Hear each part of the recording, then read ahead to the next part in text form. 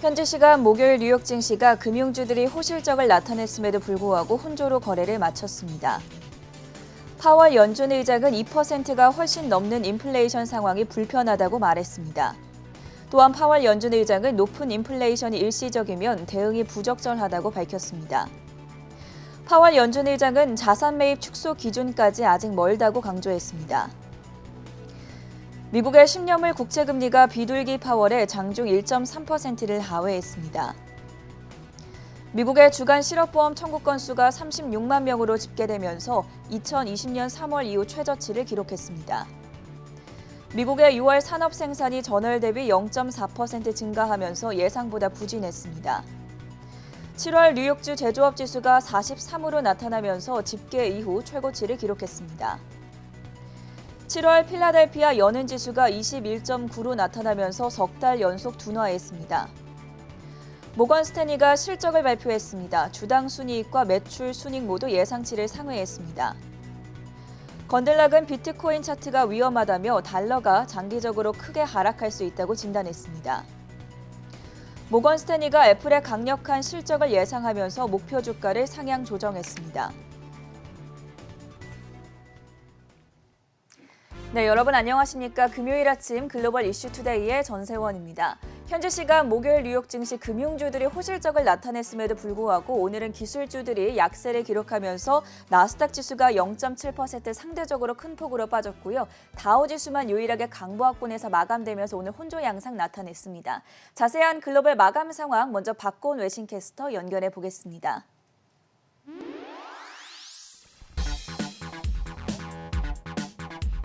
네, 뉴욕 증시 마감 시황 전해드리겠습니다. 오늘 뉴욕 증시는 주요 경제 지표와 파월 의장의 상원 증언을 주시한 가운데 혼조세를 보였습니다. 다우지수는 0.15% 오른 반면에 S&P 500 지수는 0.33% 하락, 그리고 나스닥 지수는 0.7% 내렸습니다.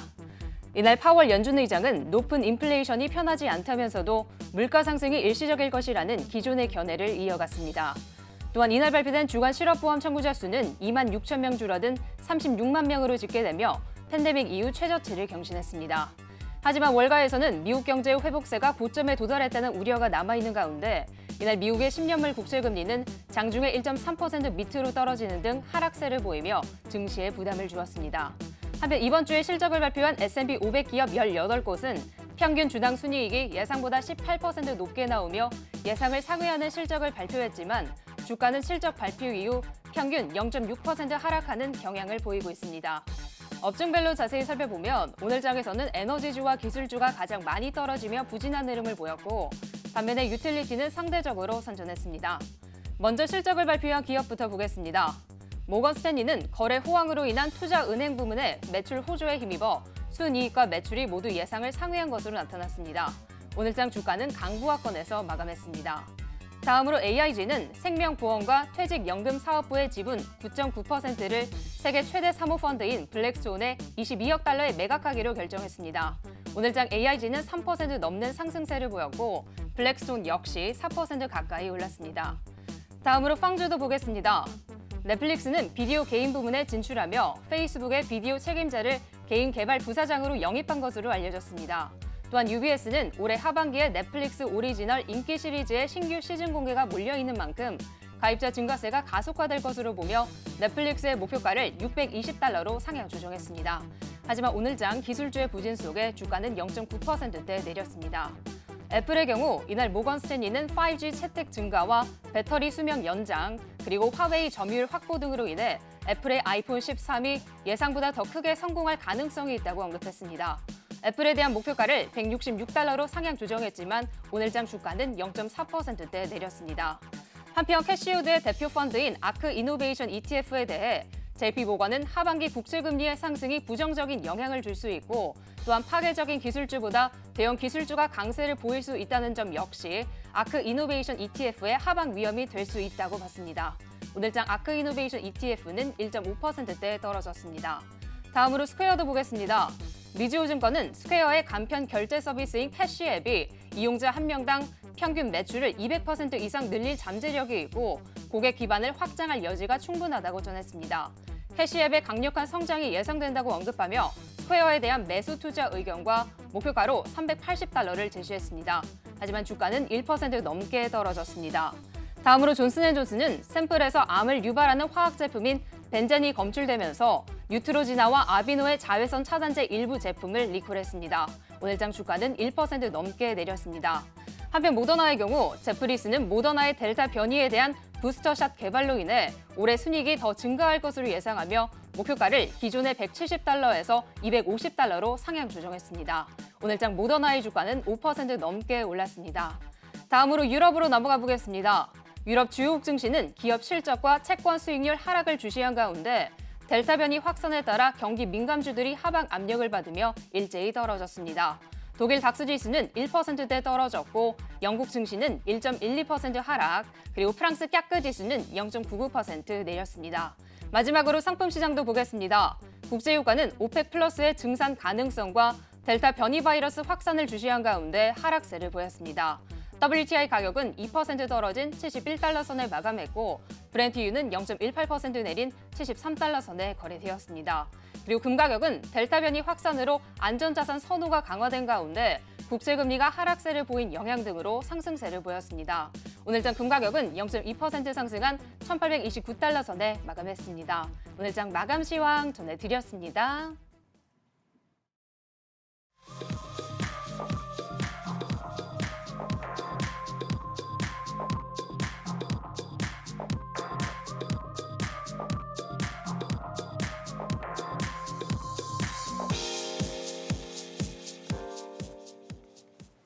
세계 각국의 이슈로 투자자의 든든한 하루를 보장해드리는 글로벌 이슈 투데이 시간입니다. 금요일 첫 번째 이슈 화면 통해서 바로 체크해 보도록 하겠습니다.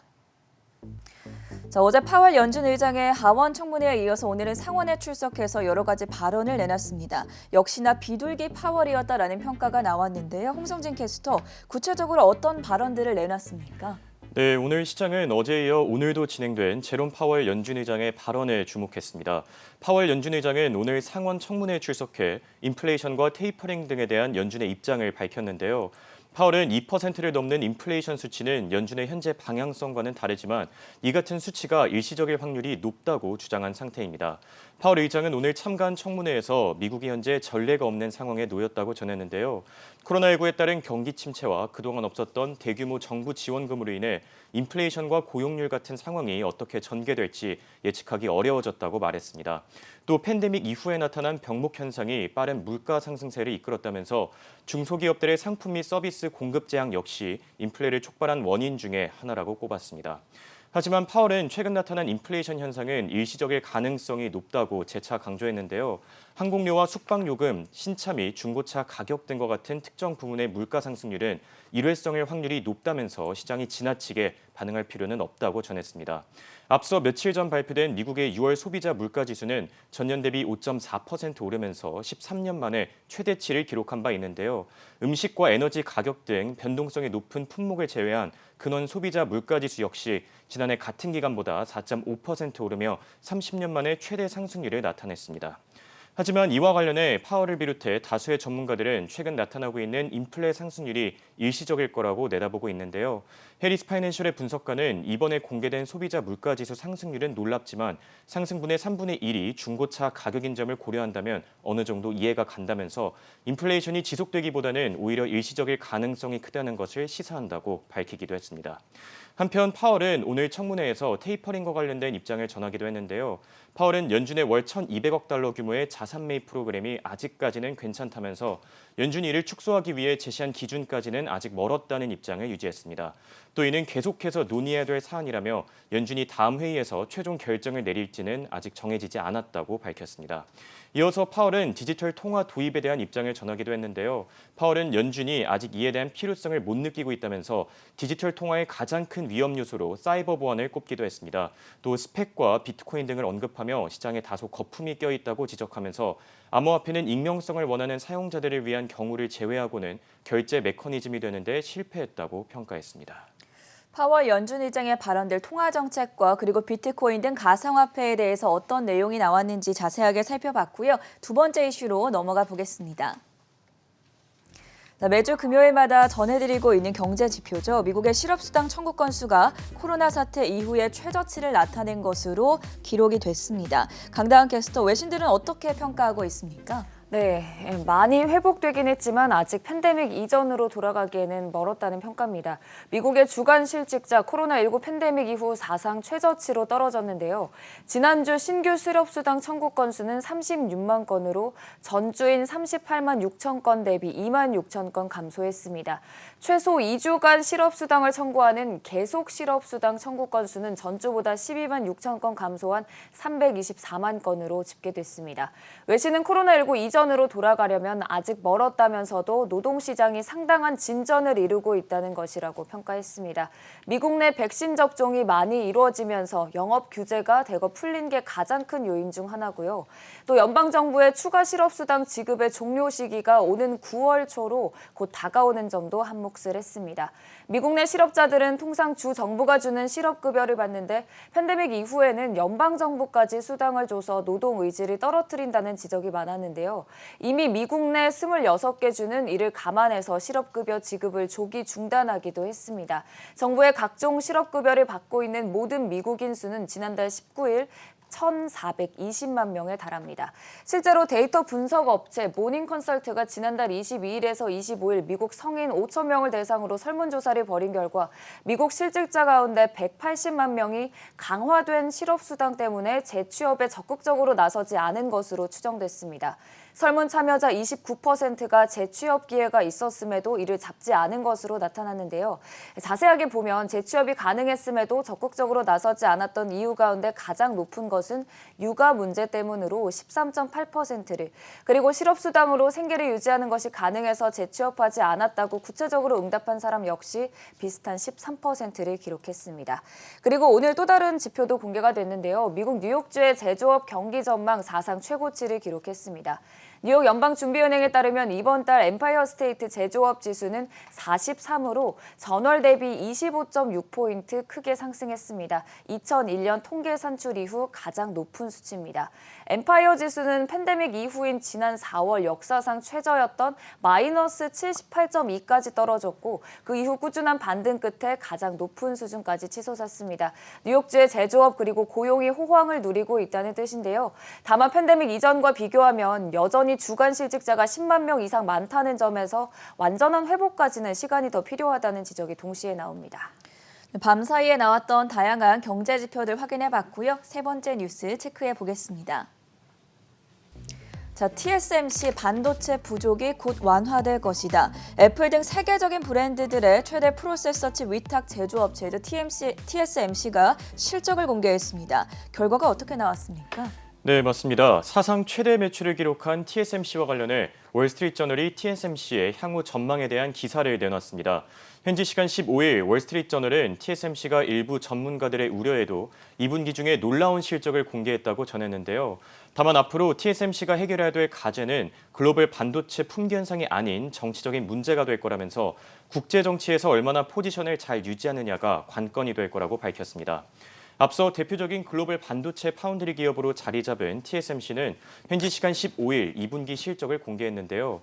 주당 순이익은 0.92달러로 집계되면서 예상치를 소폭 하회했지만 매출의 경우에는 총 132억 9천만 달러로 나오면서 전년 동기 대비 20%가량 늘어난 것으로 확인됐습니다. 특히 전문가들은 대만 지역에서의 가뭄 등으로 일부 생산 차질이 우려된 상황에서도 애플과 인텔, 엔비디아 등 글로벌 고객들을 상대로 놀라운 성과를 거뒀다고 평가했는데요. 전 세계를 강타한 반도체 품귀 현상이 TSMC에게는 호재로 작용했을 것이라면서 2분기 자동차 제조사들에 대한 매출이 전분기 대비 12% 증가한 점을 강조하기도 했습니다. 이와 관련해 TSMC의 CFO는 2분기 호실적은 자동차와 고성능 컴퓨터 반도체에 대한 수요가 주도했다면서 3분기에는 스마트폰과 IoT 반도체에 대한 관심이 늘어날 것으로 기대한다고 덧붙이기도 했습니다. 하지만 월스트리트저널은 TSMC가 앞으로 해결해야 될 과제가 회사의 매출 문제가 아닌 지정학적인 정치 이슈가 될 거라고 전했는데요. 최근 반도체를 비롯해 여러 산업군에 대한 미중 갈등이 심해진 만큼 TSMC가 어느 쪽에 손을 들어줄지 딜레마에 빠질 수 있을 거라고 밝혔습니다. 또 미국을 포함해 여러 국가들에서 TSMC의 제조 공장을 짓겠다고 의사를 전하고 있는 만큼 가장 좋은 혜택을 줄 수 있는 국가에게 선택과 집중을 해야 될 것이라고 덧붙였습니다. 이와 관련해 TSMC의 회장은 최근 직면한 딜레마를 파악하고 있다고 전했는데요. 해외에 공장을 짓게 될 경우에는 대만에서 제조하고 있는 것보다 더 큰 비용이 들어 각국 정부의 보조금 없이는 어려울 수 있다고 말했습니다. 즉 국가 차원에서 보조금을 지원해야지만 공장을 짓겠다고 입장을 우회적으로 밝힌 상태입니다. 또 TSMC의 CEO는 현재 모든 고객사들에게 동등한 기회를 제공하고 있다면서 고객사들이 공정한 경쟁 환경에서 출발할 수 있도록 최선을 다할 것이라고 덧붙이기도 했습니다. 오늘 뉴욕 시장에서는 반도체 기업들의 주가가 큰 폭으로 하락을 하기도 했죠. 엔비디아가 4% 넘게 급락했고 AMD도 2% 넘게 빠지면서 필라델피아 반도체 지수를 추종하는 ETF인 속스 역시 2% 약세 기록했다는 점 함께 전해드리겠습니다. 바로 이어서 네 번째 뉴스로 넘어가 보시죠. 블루 오리진 이륙에 임박한 가운데 최연소 우주인이 공개가 됐습니다. 저도 새벽에 이 기사를 보고 나는 18살 때 무엇을 했을까라고 고민을 했었는데 최연소 우주인, 물리학을 전공한 학생이라고 하죠. 네, 저도 뭘 했을까 싶네요. 블루 오리진 오는 20일 우주 관광 여행을 앞두고 있는데요. 며칠 앞둔 시점에서 2,800만 달러, 약 345억 원을 내고 우주여행 티켓을 구매하기로 했던 억만장자가 막판에 변심을 했습니다. 대신 올리버 데먼이라는 18세 학생이 합류할 예정인데요. 블루 오리진 측은 첫 유료 우주여행 승객이 역대 가장 어린 우주인이 된다고 의미를 부여했습니다. 이미 82살의 승객이 탑승하기로 해서 이번 여행을 통해 역대 최연소와 최고령의 우주인 기록이 바뀔 전망인데요. 데먼은 지난해 고등학교를 졸업하고 1년간 비행기 조종사 자격증에 도전한 이후 오는 9월 네덜란드 위트레흐트 대학에 입학할 예정입니다. 데먼의 아버지인 조 데먼이 유년 시절부터 우주에 관심이 많았던 아들을 위해 우주여행 탑승권을 구매했는데요. 조 디먼은 네덜란드에 있는 투자회사 서머시 캐피털 파트너스의 설립자입니다. 아들을 위해 얼마를 지불했는지는 공개되지 않았습니다. 20일 우주로 향할 블루 오리진 뉴 세퍼드 로켓, 베이조스와 베이조스의 동생, 그리고 지난 1960년 미국 우주항공국 나사의 머큐리 7 우주인 훈련을 받았지만 여성이라는 이유로 제외됐던 82살의 윌리 펑크, 단 18세에 불과한 청년까지 4명 등이 탑승을 해서 10분간 지구 궤도를 도는 우주여행을 합니다. 한편 아마존은 페이스북의 소형 위성 인터넷 개발 부문을 인수한다는 보도가 나오기도 했습니다. 인터넷 개발 부문을 인수해서 페이스북이 그동안 소형 인공위성 기반의 인터넷 서비스 부문을 아마존에 넘기면서 완전히 손을 떼게 되는데요. 기사를 보면 블루 오리진은 3,236개의 저궤도 인공위성으로 전 세계 광대역 인터넷 통신을 제공하겠다는 프로젝트 카이퍼를 추진하고 있습니다. 다만 아직까진 경쟁 서비스인 스페이스X의 스타링크에 크게 뒤처졌다는 평가입니다. 2019년 5월 최초의 인공위성이 발사된 이후 스페이스X는 여러 차례 발사 위성수를 늘리고 있습니다. 이미 1,500개 이상의 위성을 발사한 상태인데요. 외신에 따르면 아마존의 인공위성 첫 발사 타이밍은 빠르면 2023년이 될 것이라고 전망하는 상황입니다. 네, 블루 오리진 우주 여행에 대해서 최연소 우주인이 새로 꼽혔다는 점 확인해 봤고요. 마지막 비트코인 뉴스까지 체크해 보겠습니다. 채권왕 권들락이 비트코인 차트가 위험하다면서 비트코인 전망에 대한 입장을 내놨는데요. 오랜만에 살펴보는 비트코인 소식입니다. 홍성진 캐스터가 전해주시죠. 네, 맞습니다. 억만장자 투자자이자 신채권왕으로 잘 알려진 제프리 건들락이 비트코인에 대한 입장을 내놨습니다. 현지 시간 15일 CNBC와 진행한 인터뷰에서 건들락은 최근 비트코인 차트가 위험해 보인다고 전했는데요. 현 시점에서는 매수 기회가 보이지 않는다면서 가격이 조금 더 떨어질 때까지 기다려야 한다고 밝혔습니다. 앞서 제프리 건들락은 올 초 비트코인에 대한 낙관적인 입장을 내놓으면서 시장의 주목을 받은 바 있는데요. 당시 건들락은 비트코인이 금보다 더 나은 투자처가 될 수 있다면서 장기적인 관점에서 비트코인이 투자자들에게 좋은 선택이 될 거라고 전했습니다. 하지만 비트코인의 가격 변동성이 커지자 이를 우려하면서 지난 5월에는 입장을 번복했는데요. 건들락은 비트코인을 비롯한 암호화폐는 이미 투기 대상이 됐다면서 미 정부의 지원금이 이 같은 투기 열풍에 영향을 미쳤을 거라고 비판의 수위를 높였습니다. 이렇게 비트코인에 대한 회의적인 입장을 밝힌 상태에서 비트코인 차트에 대한 언급을 하자 시장이 주목한 건데요. 건들락은 6만 달러라는 최고점에서 3만 달러까지 가격이 떨어진 것은 정상적이지 않다면서 지금의 차트는 비트코인의 위험성을 충분히 보여준다고 강조했습니다. 또 자신은 비트코인에 대한 숏 혹은 롱 포지션을 가지고 있지 않다면서 비트코인의 투기성과 변동성이 큰 만큼 향후 매수할 의지가 없다고 밝혔습니다. 다만 비트코인에 투자하는 사람들에게 곧 좋은 진입 지점이 생길 거라고 덧붙이기도 했는데요. 건들락은 비트코인이 만약 23,000달러까지 떨어질 경우에 이전처럼 반등할 수 있을 거라면서 가상화폐의 변동성을 견딜 수 있다면 23,000달러 선까지 기다리는 것도 좋은 선택이 될 거라고 전했습니다. 한편 비트코인의 전망과 관련해 긍정적인 입장을 내놓은 전문가도 있었는데요. 돈나무 누나로도 잘 알려진 아크인베스트의 CEO 캐시 우드가 비트코인이 ESG 관점에서 굉장히 매력적이라면서 비트코인에 대한 강세론을 주장한 것으로 확인됐습니다. 우드는 최근 중국의 암호화폐 채굴장 단속으로 인해 비트코인의 가격이 떨어졌지만 그동안 비트코인의 채굴의 50에서 60%가 중국에서 발생한 만큼 이번 기회에 전 세계 각국으로 채굴장을 분산시키는 것은 건전한 현상이 될 거라고 전했습니다. 또 ESG 관점에서 비트코인보다 더 나은 것은 없어 보인다면서 비트코인 채굴이 최근 재생에너지로 전환되고 있는 점을 강조하기도 했습니다. 이어서 비트코인 커뮤니티가 최근 환경 문제에 큰 관심을 가지고 있다면서 ESG가 전 세계적으로 중요해지고 있는 만큼 비트코인의 전망도 나아질 거라고 분석했습니다. 홍성진 그리고 강다은 외신캐스터와는 여기서 인사드리겠습니다. 수고하셨습니다.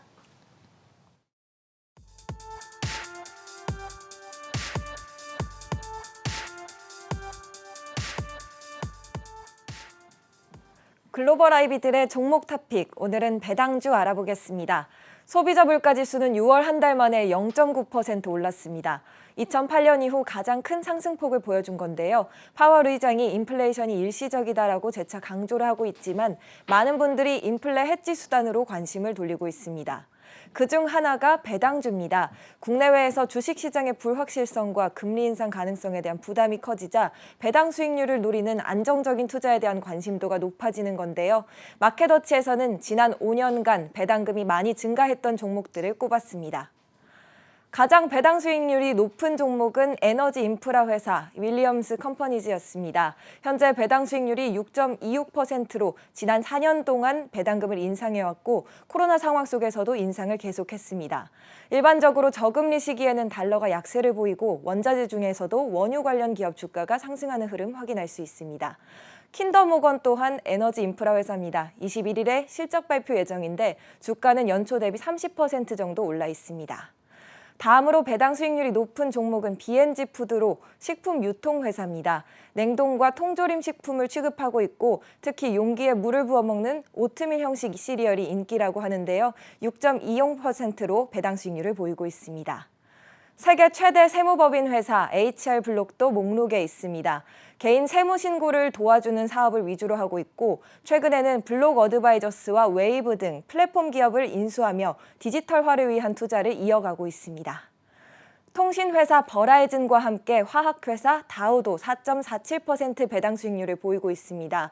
다우의 시장은 농업에서 전자, 헬스케어 등 산업 전방위에 걸쳐 자리하고 있는데요. 수익이 많지는 않지만 매출이 큰 대표적 배당주로 알려져 있습니다. 라이온델 바젤 인더스트리스 또한 글로벌 화학 기업으로 특히 폴리에틸렌과 폴리프로필렌 기술에서 세계 최대 소유주입니다. 생산 라이선스를 통해 수익을 얻고 있습니다. 코로나 기간 동안 타격은 받았지만 경제활동 재개에 따라 매출이 반등하는 모습 보여줬습니다. 마지막 종목인 에브비는 미국 대형 제약회사입니다. 4.41%의 배당 수익률을 보이며 목록에 올랐습니다. 지금까지 인플레이션 해지를 위한 배당주 살펴봤습니다. 금요일 글로벌 이슈투데이 여기서 인사드리고 저희는 잠시 후 굿모닝 투자의 아침으로 돌아오겠습니다.